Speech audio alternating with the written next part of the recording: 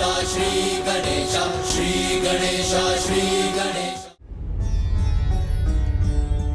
एक स्त्री की भांति माता पार्वती भी अपने गृह कैलाश और अपने परिवार में पूर्ण तल्लीनता के साथ गृह कार्य में रम गई थीं, जिस कारण उन्हें अपनी आदि शक्ति की दिव्यता का आभास ही नहीं रहा। किंतु सृष्टि कल्याण के लिए उनकी शक्ति का उजागर होना अति आवश्यक था, और जिसके लिए ब्रह्मदेव ने महादेव से आकर माता की निंदा करने का उन्हें सुझाव दिया।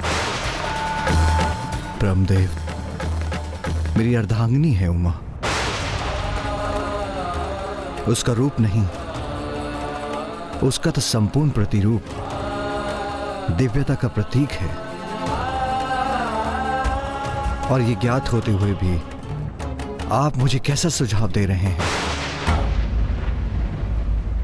मेरे कथन को अन्यथा ना ले महादेव। कदाचित हमारे पास केवल यही एक उपाय है, क्योंकि हम जिनसे अत्यधिक स्नेह करते हैं उनके शब्द हमें उतना ही प्रभावित करते हैं। विशेष रूप से एक स्त्री जो अपने पति के जीवन को अपने स्नेह से सींचती है, यदि वो अपने पति की प्रशंसा की पात्र बनती है तो उसका व्यक्तित्व निखर उठता है। अन्यथा एक तिरस्कृत पुष्प के समान उसका व्यक्तित्व मुरझा उठता है और वो अपने और अपने परिवार के प्रति उदासीन हो जाती है। इसीलिए महादेव, यदि आप देवी पार्वती की निंदा करेंगे तो उनके हृदय को पीड़ा पहुंचेगी, और कदाचित यही वो कारण बनेगा जिससे वो पुनः समझ सकेंगे कि वो देवी आदिशक्ति हैं। वो मात्र उनकी ही नहीं अपितु सभी की सुंदरता का स्रोत हैं। महादेव, संसार में कल्याण हेतु आपको ये करना ही होगा, और मुझे पूर्ण विश्वास है कि आप देवी पार्वती की निंदा करने का उपाय अवश्य ढूंढ लेंगे।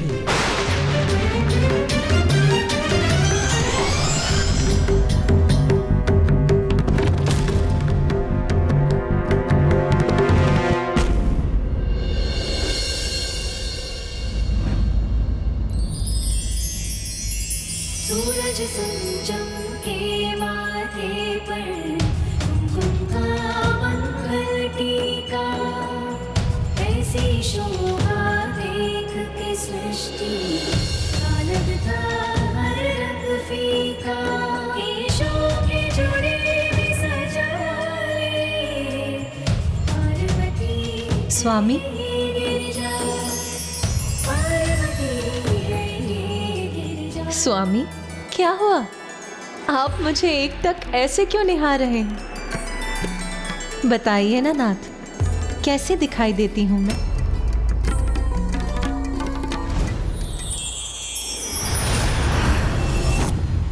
लीजिए महादेव, स्वयं देवी पार्वती ने आपको अवसर प्रदान किया है,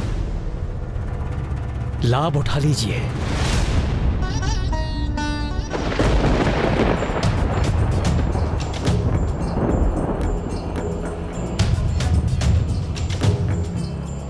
अति सुंदर प्रिय।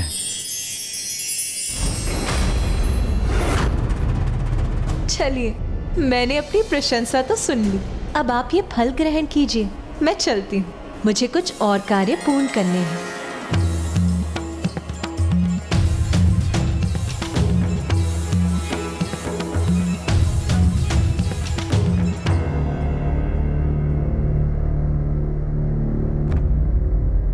मैं तो भूल ही गया, मुझे पार्वती की प्रशंसा नहीं करनी थी।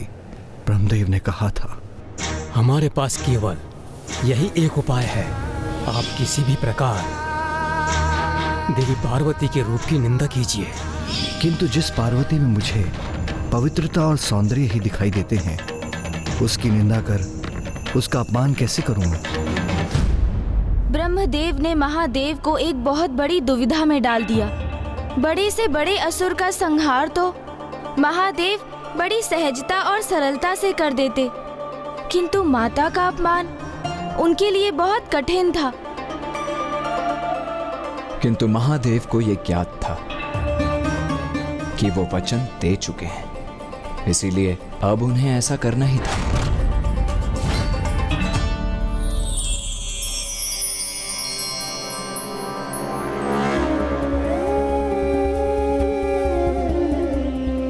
जिसके सौंदर्य में तनिक भी दोष न हो, उसके रूप की निंदा किस आधार पर करूं मैं? चंद्रमा के समान शीतलता प्रदान करने वाली जिसकी दिव्य आभा है, उसमें कोई दोष कैसे निकालूं मैं? चंद्रमा में तो एक दोष है भी, वो छाया। तो क्या पार्वती की दिव्यता में एक छाया का उल्लेख करूं मैं?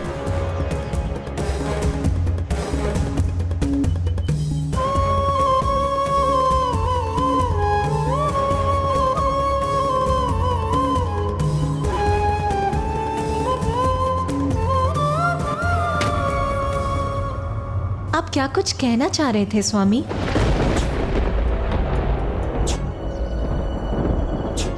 हाँ, मैं कहना चाह रहा था कि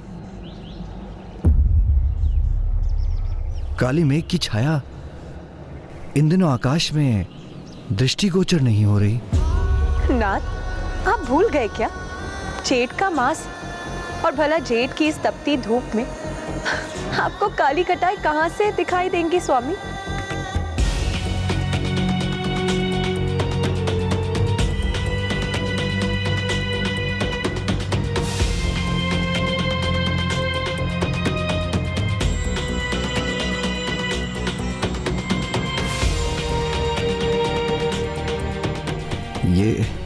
ये कार्य मुझसे नहीं हुआ।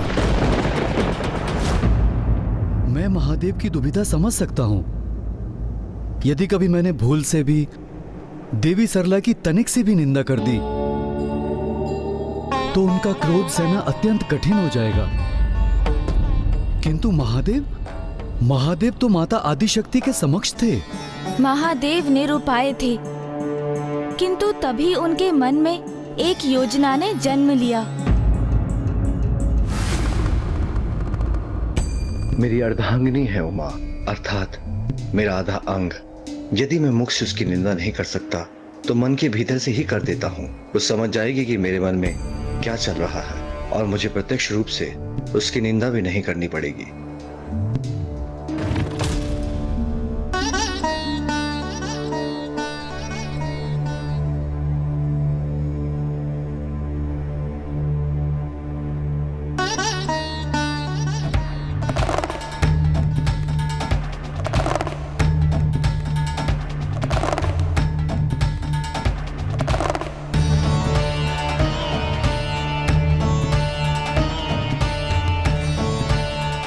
पार्वती,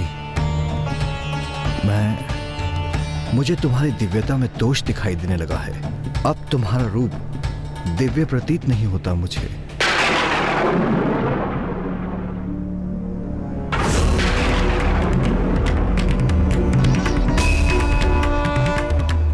आपने कुछ कहा स्वामी? नहीं, मैंने तो कुछ नहीं कहा। मैं तो कब से शांत हूं प्रिय। अभी आपने मन में कुछ कहा, किंतु वो इतना मध्यम था कि मैं स्पष्ट कुछ सुन नहीं पाई। क्या कहा स्वामी? अवश्य मेरी प्रशंसा कर रहे होंगे आप, तो मन में ही क्यों? खुल के कहिए ना स्वामी। आपके मुख से अपनी प्रशंसा बहुत भाएगी मुझे।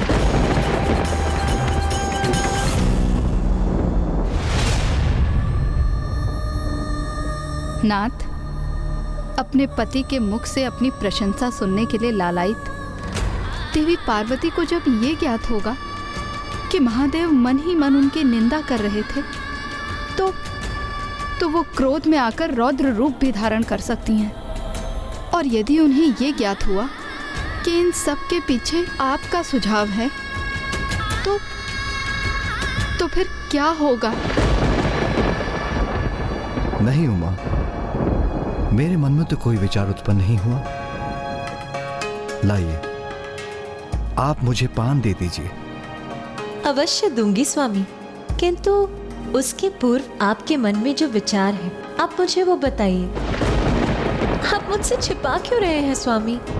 आपके मन में जो भी है उसे मुझसे साझा करने में इतना संकोच क्यों कर रहे हैं आप? कहिए ना नाथ। बालकों के समान हट मत करो प्रिय। मैंने कहा ना, मेरे मन में कोई विचार नहीं था। मुझे क्षमा कीजिए नाथ, किंतु आज के पूर्व आपने मुझसे कुछ भी नहीं छिपाया, तो फिर आज इतना संकोच क्यों कर रहे हैं आप?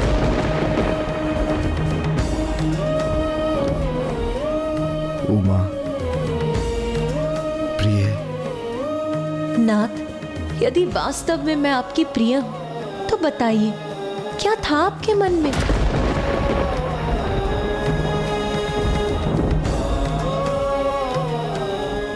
समझ गई।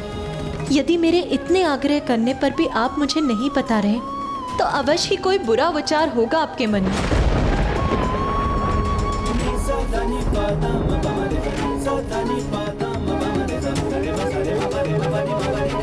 व्यक्ति की जिज्ञासा यदि एक बार जागृत हो जाए, फिर तो वो सत्य ज्ञात होने पर ही शांत होती है। माता सत्य सुनने की प्रतीक्षा में अशांत हो रही थीं और उन्होंने स्वयं ही इसका उपाय करने का निर्णय लिया। तो आप मुझे कुछ नहीं बताएंगे स्वामी?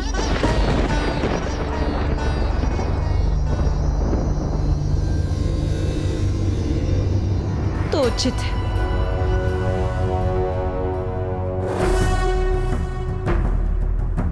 स्वामी, यदि मुझसे कुछ छिपा रहे हैं तो अवश्य वो महत्वपूर्ण होगा।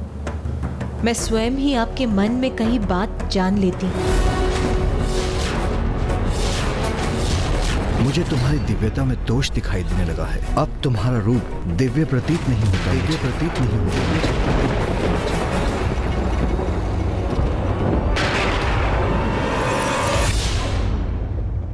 देवी आदि शक्ति तो त्रिकालदर्शी हैं। भूत भविष्य उनसे कुछ नहीं छिप सकता। देवी पार्वती ने अपनी उसी शक्ति का प्रयोग कर महादेव के मन का विचार ज्ञात कर लिया। उमा, अब मैं आपको दिव्य प्रतीत नहीं होती स्वामी?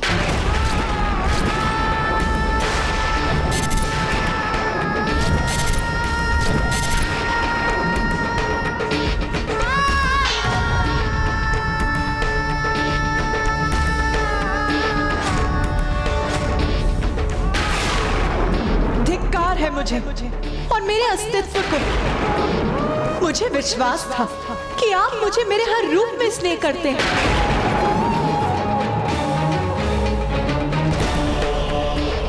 मैं तो अभी भी आपके प्रत्येक रूप को प्रेम करता हूँ। यदि ऐसा है तो इतना बड़ा विचार, ऐसा विचार कैसे आया आपके मन में? इतना बड़ा विचार कि आपको मेरे रूप में दिव्यता का ह्रास प्रतीत हो। ऐसा कैसे हुआ स्वामी?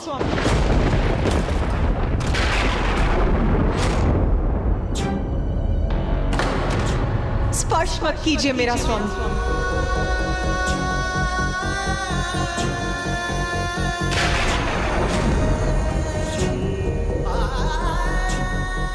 जिनसे हम स्नेह करते हैं उनके समक्ष हम अपना सर्वश्रेष्ठ रूप और पक्ष निछावर करने की चेष्टा करते हैं, किंतु यदि उसके उपरांत जिन पर मैं अपना सर्वस्व निछावर करती हूँ उनको ही मुझ में कोई दोष दिखाई देने लगी, तो फिर मैं इस कष्ट पद संपात को सहकर यहाँ कैसे रह सकती हूँ? प्रिय, एक छोटी सी बात को इतना बड़ा मत बनाओ। जो तुम सोच रही हो वो सत्य नहीं है। सत्य नहीं? कैसे सत्य नहीं है? आपके लिए ये छोटी बात हो सकती, किंतु आप तो मेरे लिए मेरा संसार है, मेरे सर्वस्व है। और यदि आपके लिए ही मैं अप्रिय हो गई तो मैं यहाँ रहकर अपनी उपस्थिति से आपको कष्ट नहीं दूंगी। चली जाऊंगी मैं यहाँ से, चली जाऊंगी मैं यहाँ से। अब एक क्षण भी यहाँ नहीं रुकूंगी मैं।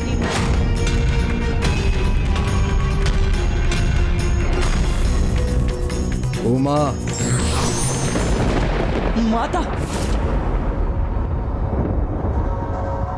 माँ कहाँ चली गई पिताश्री? ये क्या हो गया पिताश्री?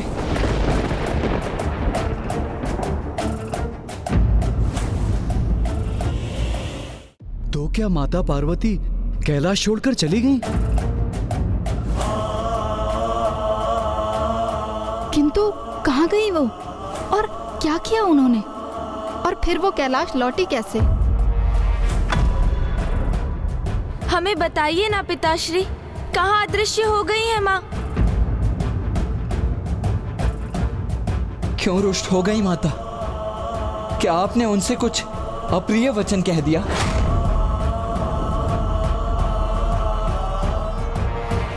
हाँ पुत्र, मैंने तुम्हारी माँ की निंदा की है।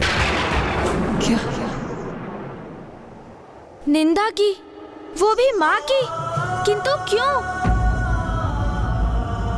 तुम्हारे इस प्रश्न का उत्तर तो ब्रह्मदेव ही दे सकते हैं।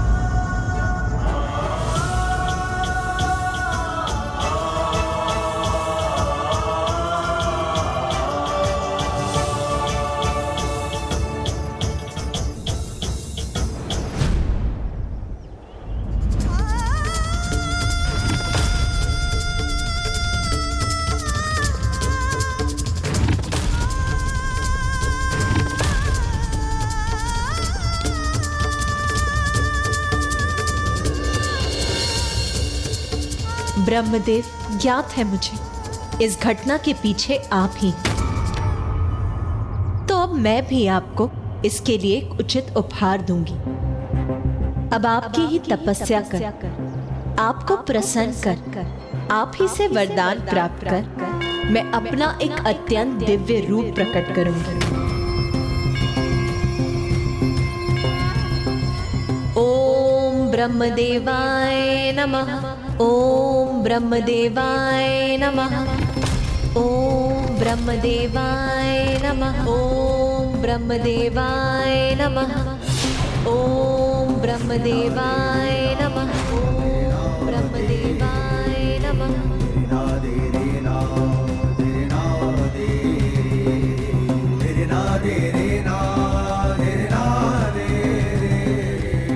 भैया, भैया रुकिए, भैया रुकिए, मेरी बात तो सुनिए भैया। मुझे कुछ नहीं सुनना है गणेश। किंतु भैया आप कहाँ जा रहे हैं? ब्रह्मदेव से अपने प्रश्नों के उत्तर ज्ञात करने। भैया, क्रोध के आवेश में भैया ऐसे ही नहीं रुकेंगे, मुझे बलपूर्वक इनको रोकना ही होगा।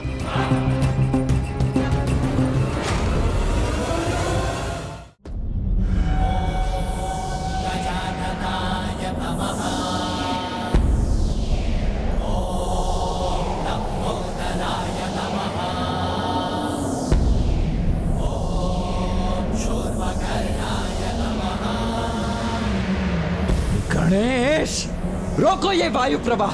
क्षमा कीजिए भैया, किंतु इस समय आपको रोकने का यही मात्र एक उपाय है।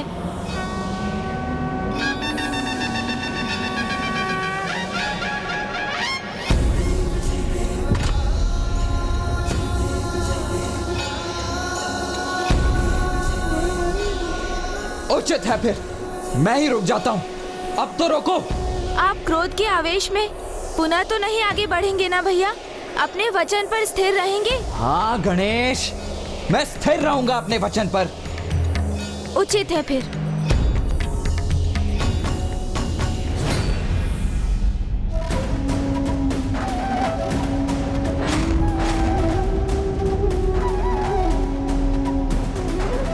भैया, गणेश, मैं फूफा जी ब्रह्मदेव का अपमान नहीं करना चाहता हूँ। मैं तो उनसे मात्र बस इतना ज्ञात करना चाहता हूँ कि उन्होंने पिताश्री से ऐसा क्या और क्यों कहा जिससे पिताश्री माता की निंदा करने पर विवश हो गए। शांत हो जाइए भैया। नहीं गणेश, अब मैं और शांत नहीं रहूंगा। सर्वप्रथम देवताओं के कारण माता की संतान प्राप्ति की इच्छा को पूर्ण करना इतना कठिन हो गया। उसके पश्चात जगत कल्याण हेतु महिषासुर का वध करने के लिए अपने परिवार का परित्याग कर महर्षि कात्यायन की पुत्री के रूप में जन्म लेने पर विवश होना पड़ा। और अब पुनः एक बार उन्हें कैलाश का परित्याग करना पड़ा। तो मैं बस उनसे इतना ज्ञात करना चाहता हूं कि हर बार माता को ही ये कष्ट क्यों सहन करने पड़ते हैं। भैया, क्या आपको ऐसा प्रतीत नहीं होता कि यदि फूफा जी ब्रह्मदेव ने कुछ किया है तो इसके पीछे कोई बड़ा और हितकर कारण होगा?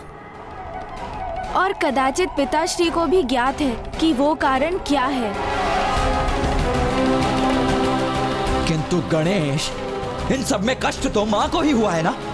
किंतु यदि मैं आपसे ये कहूँ कि इतना सब कुछ होने के पश्चात भी माँ अभी भी ब्रह्मदेव की तपस्या कर रही हैं, तब क्या प्रतिक्रिया होगी आपकी? तब तो आप शांत होंगे ना भैया? यदि मेरे शब्दों पर आपको विश्वास नहीं हो रहा है तो स्वयं आप चलिए मेरे साथ और अपनी दृष्टि से ही देख लीजिए।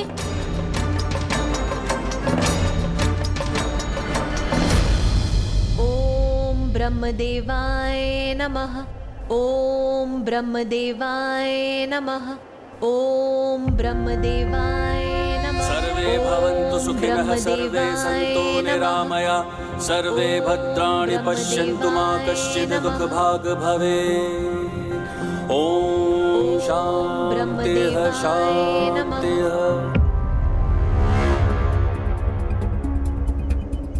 ओम ब्रह्मदेवाय नमः। वो देखिए भैया,